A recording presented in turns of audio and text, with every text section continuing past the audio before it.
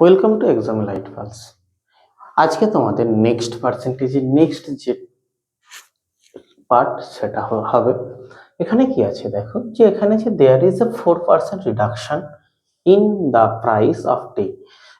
টি এর প্রাইস কত percent reduction হয়েছে? 4%।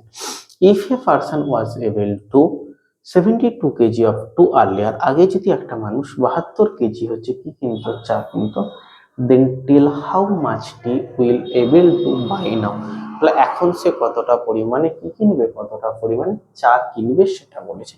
আচ্ছা এখানে বলো তো, এখানে কি আছে? 4%। 4% মানে কি?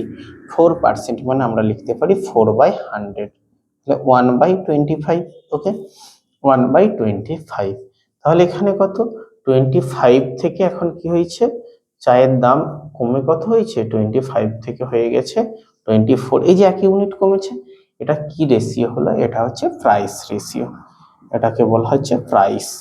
ওকে, এবার বলেছে দেখো, প্রাইস রেশিও ঠিক অপোজিট রেশিও কি হয়? প্রাইস রেশিওর অপোজিট রেশিও হয় কনজাম্পশন রেশিও। তাহলে কনজাম্পশন রেশিও মানে, দেখো এখানে আমি প্রাইস রেশিও দিয়ে কাটতে পারবো না, কারণ এখানে কেজি দিয়েছে, কেজি মিনস কনজাম্পশন। তাহলে 24:25। ওকে, এটা হচ্ছে কনজাম্পশন, কনজাম্পশন রেশিও। তাহলে দেখো এখানে এই যে বলেছে আগে কেনা যেত, আগে কোনটা? আগে 24 ইউনিট চা পাওয়া যেত, তাহলে 24 ইউনিট মানে কত? 72 কেজি। তাহলে 1 ইউনিটের ভ্যালু কত? 1 ইউনিটের ভ্যালু হচ্ছে 3 কেজি। এখন কত ইউনিট পাওয়া যায়? 25 কেজি। 25 ইউনিট, তাহলে মাল্টিপ্লাইড বাই 3। এখন কত কেজি চা পাওয়া যাবে? এখন চা পাওয়া যাবে 75 KG. The price of a sugar has come down by 20%. তাহলে চিনির দাম কত বেড়েছে? চিনির দাম কতটা কমেছে? 20% কমেছে। নাও এ পার্সন, এখন একটা পার্সন ক্যান বাই, কিনতে পারে কত চিনি?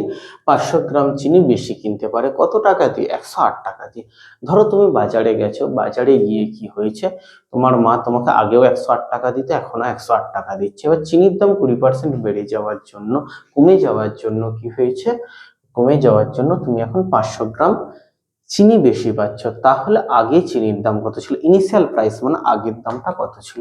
আচ্ছা 20%, 20% মানে কি লিখতে পারি? 20% মানে লিখতে পারি 1/5। তাহলে প্রাইসটা কত হয়েছে? প্রাইসটা 5 থেকে 4 ইউনিট। এটা কি রেশিও? এটা হচ্ছে প্রাইস রেশিও।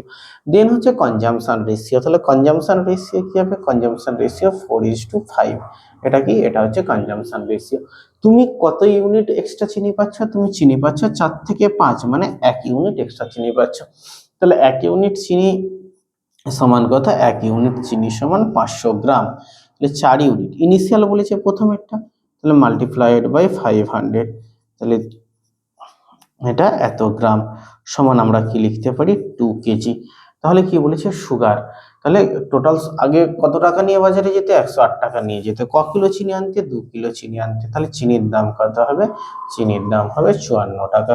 লাগে চিনির দামটা কত? 54 টাকা। বলছে Sourav spend 40% of his income on food. তাহলে সৌরভ তার ইনকামের 40% কিসের জন্য দিয়েছে? খাবারের জন্য দিয়েছে। দ্য রিমেনিং, যে টাকাটা বেঁচেছে তার 50% কি করেছে? অন ট্রাভেলিং, ট্রাভেলিং এর জন্য। দ্য রিমেনিং 30%, তারপর যেটা বেঁচে আছে তার 30% কি? জামা কাপড় কিনেছে। কেনার পর সে এখন দেখছে তার কাছে কত টাকা আছে? 5040 টাকা আছে।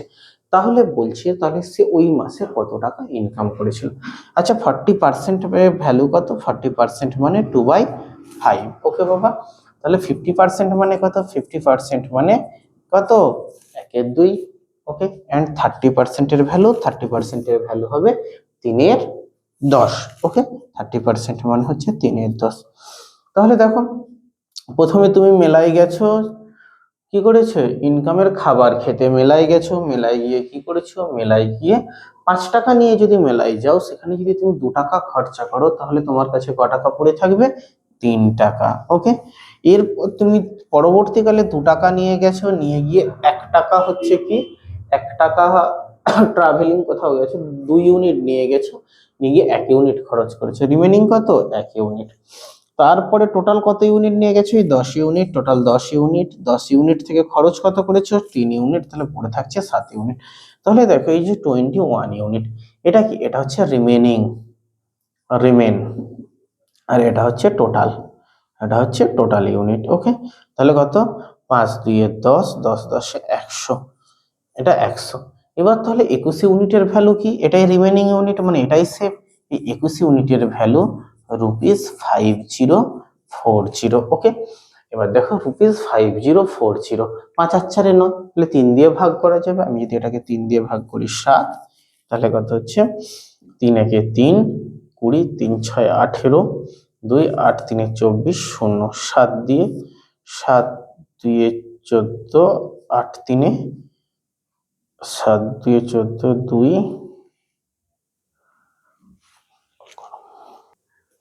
তাহলে 7 2 কত, 7 2 14, 7 4 কত, 7 4 28, 0।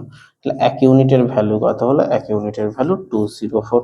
তাহলে 100 ইউনিটের ভ্যালু কত হবে? মাল্টিপ্লাইড বাই 240, তাহলে 240 তার সাথে 00। The population of a village is 12,000, বলছে একটা গ্রামের জনসংখ্যা কত? একটা গ্রামের জনসংখ্যা হচ্ছে কত? 12,000। ইফ দ্য ফার্স্ট ইয়ার কত পার্সেন্ট ইনক্রিজ হয়েছে? Increase by 20%। And second year কত ইনক্রিজ হয়েছে? Increase by 20%। Then what will be the population after 2 years? তাহলে ওই গ্রামের জনসংখ্যা 2 বছর পরে কত হবে সেটা বের করতে বলেছে। তাহলে দেখো আমরা কি জানি, 10% মানে কি জানি? 10% মানে 1 এর 10, 20% মানে কি জানি? 20% মানে 1 এর 5। প্রথম বছর 10টা থেকে কটা হয়েছে? 11টা। দ্বিতীয় বছর 5টা থেকে কটা হয়েছে? 6টা। তাহলে কত? 5 11 5 10 50, 6 11 66। এবার বলেছি দেখো প্রথম বছর জনসংখ্যা ছিল কত? প্রথম বছর জনসংখ্যা ছিল 1200 0 0, 5 2 10, 5 4 20, 240। তাহলে 2 বছর পরে জনসংখ্যা কত হবে? 2 বছর পরে জনসংখ্যা 240। তাহলে হচ্ছে 66 ইন্টু 24, 4 6 24, 4 হাতে 2, 4 4 24, হাত দিয়ে 26, 2 1 3, 4 8 5 1, 15840। তাহলে 2 বছর পরে জনসংখ্যা কত হবে? 15,840। In a examination, a student had to obtain 33% of the maximum marks to pass. তাহলে একটা এক্সামে কি বলা হচ্ছে? তুমি যদি 33% মার্কস পাও তাহলে তুমি সেটা পাস মার্কস হবে। হি গট, তাহলে একটা স্টুডেন্ট আছে যে কত পেয়েছে? 125 মার্কস। তাহলে 125 মানে 125 মার্কস পেয়েছে, অ্যান্ড ফেলড বাই 40 মার্কস। এই 125 মার্কস পাওয়ার জন্য ফেল করেছে কত? ফেল করেছে 40 মার্কস। তাহলে তার পাসিং মার্কস কত হবে? 125 প্লাস 40, সেটাই তার পাসিং মার্কস হবে। সেই পাসিং মার্কসটা সমানই কত? সমানই হচ্ছে 33% মার্কস। তাহলে 33% মার্কস সমান কত হবে? 125 প্লাস 40। তাহলে কত হচ্ছে বাবা? দেখো 165। এটাকে যদি 5 দিয়ে দেখো টোটালি কেটে যাচ্ছে, 3 5 15, 150, আর 3 5 15, 5। তাহলে 1%-এর ভ্যালু যদি 5 হয় তাহলে 100%-এর ভ্যালু কত হবে? 5 ইন্টু 100 সমান 500 মার্কস। তাহলে ওই পরীক্ষাটা কত নাম্বারের ছিল? ওই পরীক্ষাটা 500 নাম্বারের ছিল। A student scored 28% and failed by 6 marks. আচ্ছা, তাহলে এই লাইন থেকে আমরা কি পাচ্ছি? যে একটা স্টুডেন্ট যদি 28% মার্কস পায় এবং সেখান থেকে সে ফেল করেছে 6 মার্কসের জন্য, তাহলে 28% মার্কসের সাথে তার যদি 28% মার্কসের সাথে যদি 6 মার্কস অ্যাড করে দেওয়া হয়, 28% মার্কস প্লাস যদি 6 মার্কস অ্যাড করে দেওয়া হয়, তাহলে এটা কি হবে? এটা পাসিং মার্কস এসে গেল।